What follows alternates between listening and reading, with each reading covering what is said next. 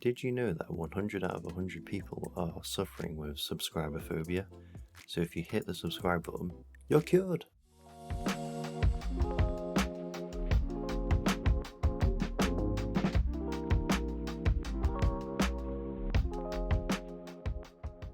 Hello, giddies and gentlemen. Averageteadrinker here, and we've got another banger. It's a 24 Galakrond's fall. Throughout the dungeon, I'll be doing my normal tips and tricks for noteworthy mobs and bosses. Now that I'm back from holiday, I'll be trying to get at least 3.3k this week, so hopefully the pug gods bless us. I'll show my talents, gear, stats at the start of the dungeon, and I will link my talents in the description. Enjoy the pub.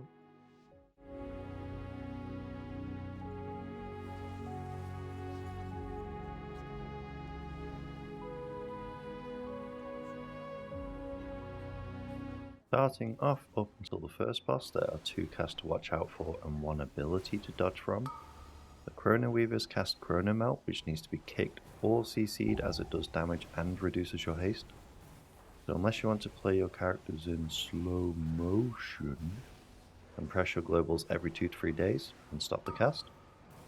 Next is the Time Slicers, who do a non-kickable cast called Tempo Slice, which is a stacking damage taken debuff on your tank, and he will hate you if you keep letting the cast go through. So CC them with Cap Totem or Thundershock. Last thing to worry about, and what I'd most likely save my defensives for, is Time Rip, cast by the Rippers. They jump on random party members and start disco dancing, spinning around like Garen from League of Legends, so just run away.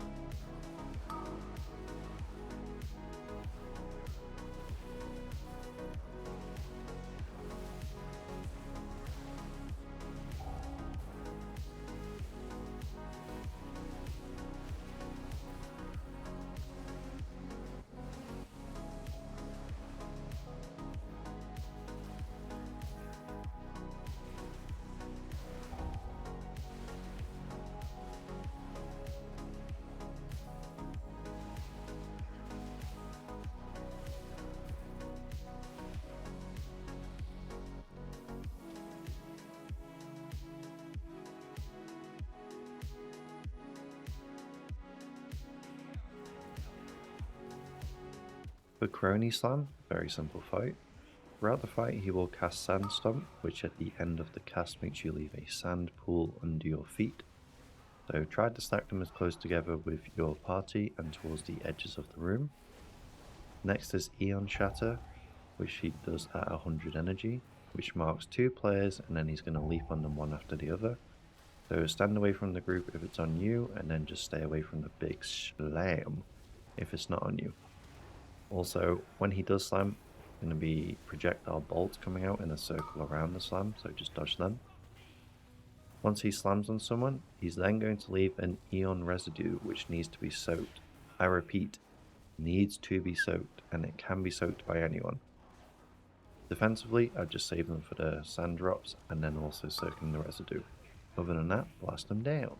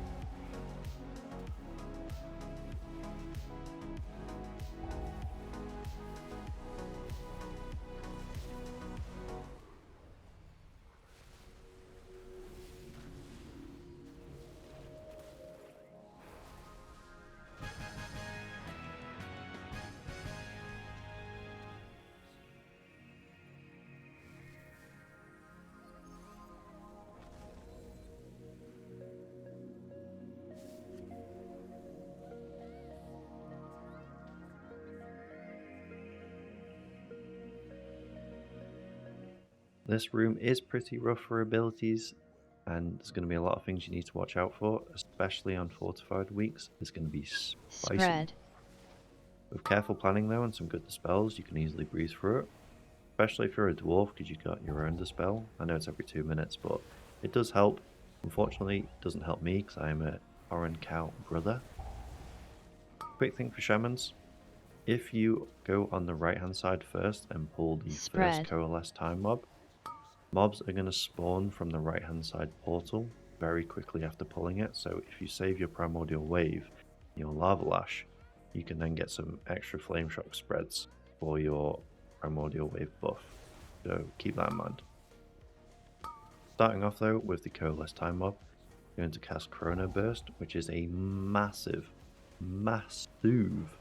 circle around 2 members of your group, and this needs to be dispelled by your healer.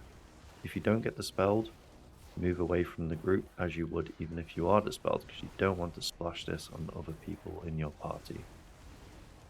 This mob will also cast Infinite Bolt Volley, which we can easily solo because we have a short kick. So just set a focus target and then watch out for the cast. Next is the Coalesced Moment. That's going to cast Infinite Bolt as well, so that's another cast we need to worry about. So try to CC and kick this cast. Spread.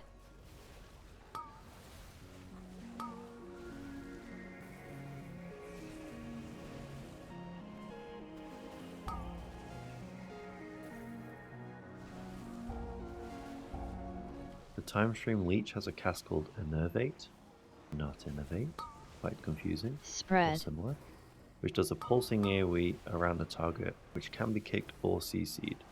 It has about an 8-yard range, so you can walk out if it does go off. The last mob is the Anomaly. They do a magic debuff on random party members called Bloom.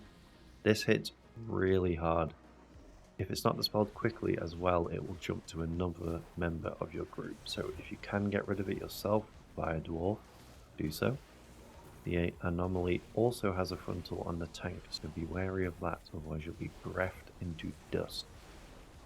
With all these mobs and quite a lot of dangerous abilities you're going to have to encounter throughout this room, playing your defensives, kind of how your dungeon is going, is probably the best situation, but if I can kind of give you some guidelines, say you may get more Bloom casts on you or Tainted Sands. You might not get dispelled on them, so you take a lot of ticking damage. You may get Chrono Burst back to back, so like I said, just as a guideline, I'd save your defensive for Chrono Burst and Bloom if it is not dispelled, as they hit the hardest.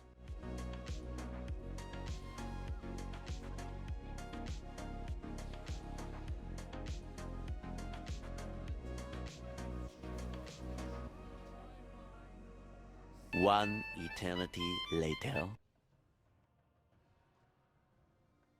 Chrono Pizza, first off, the boss has 2 zones. One reduces damage taken, which is the Dark Zone and Slow Zone. The other is the Light Zone, where you take more damage but you gain move speed. Never try to stand in the Light Zone if you can, other than to be dispelled or to let the debuff fall off you in the Light Zone. Throughout the fight, the boss will shoot out fragments of time. They are slower in the darker zone, so you're always going to see me hug the left hand side and just keep following it along in the dark zone. The major thing which wipes people on this boss is Chrono Faded debuff, which is 2 people who need to be dispelled. You need to get dispelled in the light zone. You cannot get dispelled in the slow zone because you will cause a wipe most likely. And then the secret tech for this boss, when not a lot of people know, is when you are getting dispelled in the light zone, stand still, and if you don't get dispelled and you're still having the debuff on you, once it's about to fall off you, just make sure you're in the light zone and also stand still, because on both of those situations, you take 0 damage. So you're going to help the healer out in the group massively. So don't forget, if you get the debuff, stand still and then move back to the slow zone. Just in regards to defensives, save them for other people's Chrono Faded the spells going off, because you still take the damage even if you do stand still. So yeah, the thing that will kill you is like a quick dispel after another dispel, so save your defensives, use your health pots, use AG to help the healer out. Yeah, don't be afraid to keep yourself alive.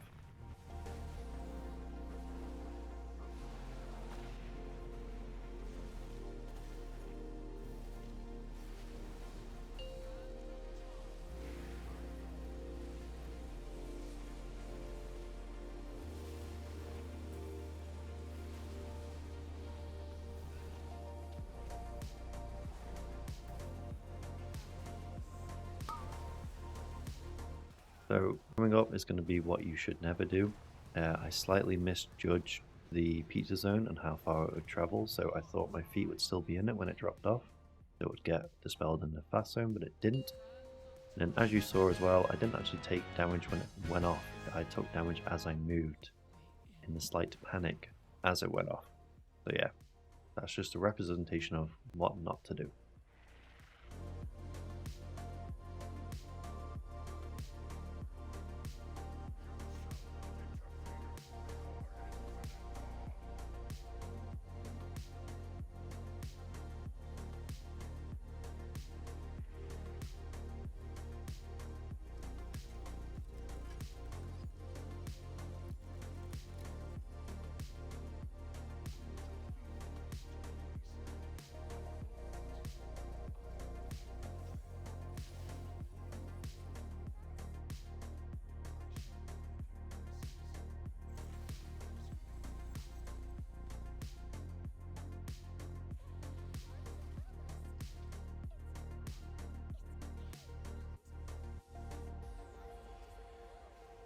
So from this 2 packs and the packs before the boss, basically just put all your Maelstrom into the dragons, just funnel them down.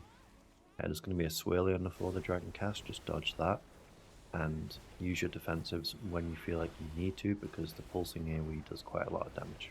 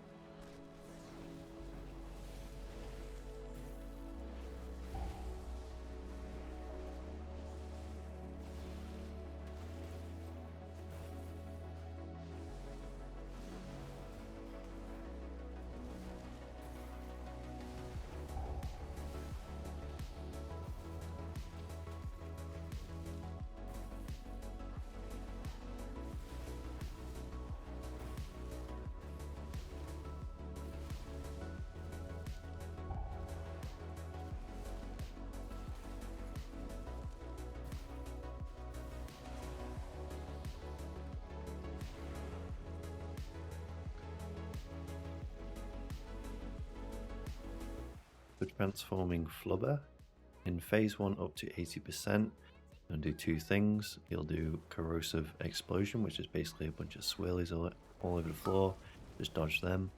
And then once he does that, he's going to put a corrosion debuff on someone in your party. This ticks really hard. Really hard. Really, really hard. So if you get it, just pass it over to the tank. He can deal with it because he's got a massive health pool. He also needs it because when the boss does a frontal on him, it'll get rid of the corrosive debuff as well. So yeah, just pass it to the tank.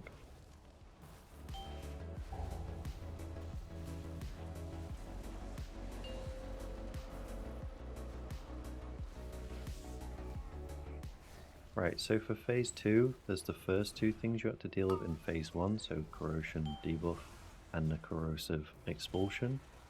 And now there's necrotic winds. So basically they're just going to be swirlies and it's going to do ticking AoE damage as he's doing it. So save your defensives for either cast, and that'll be this phase up until 50%.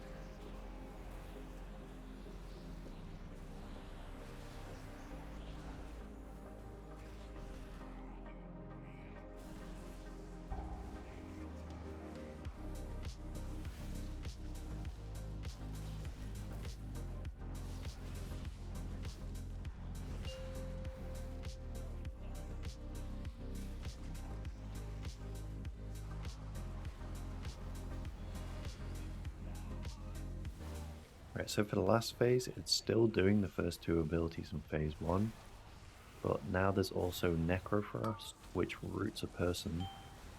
This needs to be killed as soon as possible because there's so many swirlies you now have to deal with.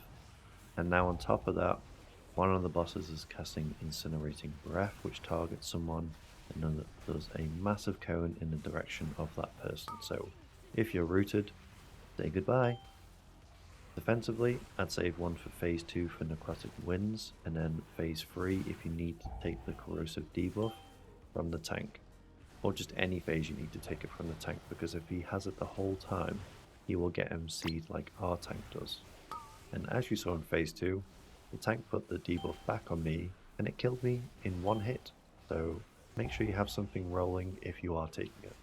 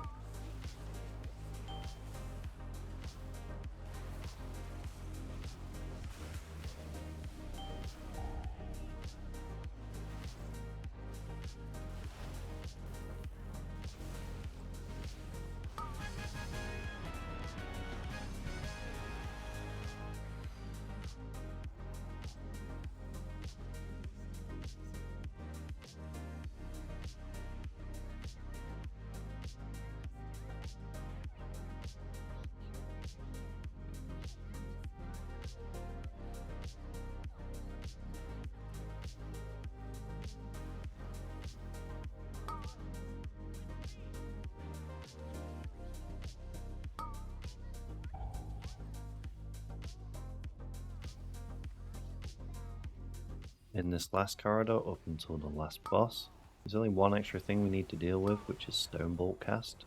And then it's also got the mobs from the first zone, so I'm just going to flash all the abilities you basically need to watch out for.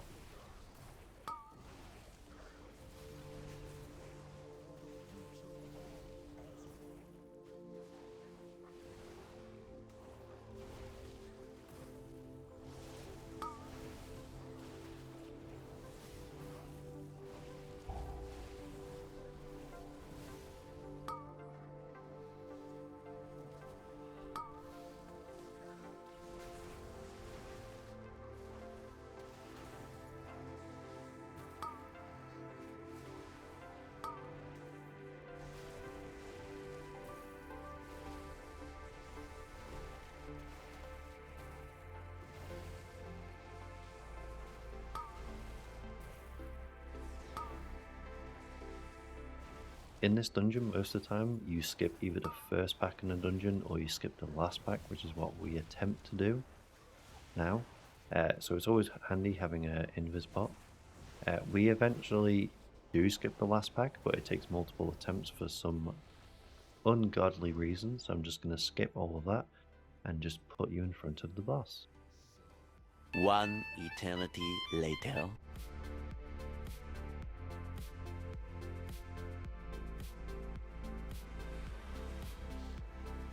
Right, for Stonewing, throughout the fight, Chromie will be around, so pay close attention to her location, as one member is going to get targeted with Extinction Blast, which needs to be placed inside of Chromie's shield on top of her. Then once that cast ends, the boss will then do another cast called Stonecracker Barrage. So there's going to be 2 sets of soaks. The tank will soak the smaller pool, and the other 4 members will soak the bigger pool. This is where you can use your defensives or AG to help the healer out if you've not got an external. Next, the boss will cast Earth Surge, which is a massive shield you need to break through. And there's going to be projectiles you need to dodge. If you want kind of a reference on how to move in this phase, just watch what I do. The boss will then also cast a Pulverizing Exhalation, which you do not stand in. It's a massive circle, and most of the time you run to the left hand side of it. 2 members in your group will also be marked with a circle, which is going to spawn an ad, so don't stand on them. Once the ads do spawn, do nuke them down because they're going to keep casting stone bolts at your group.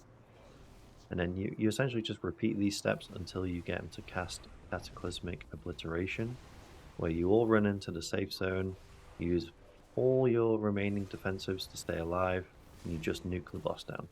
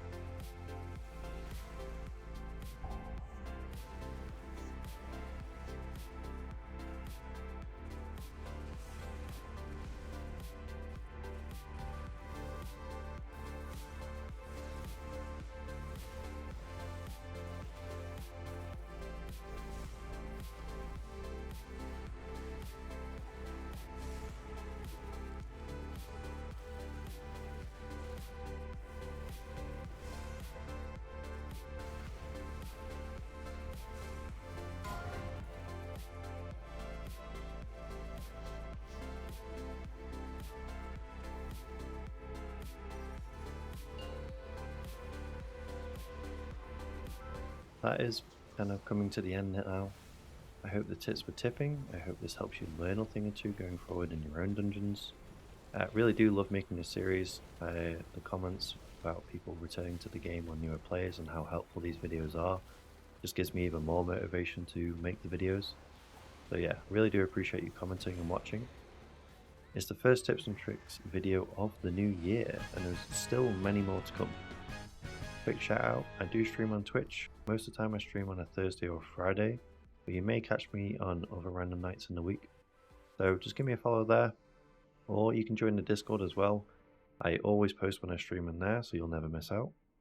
Have a good weekend, guys. Take it easy. Peace.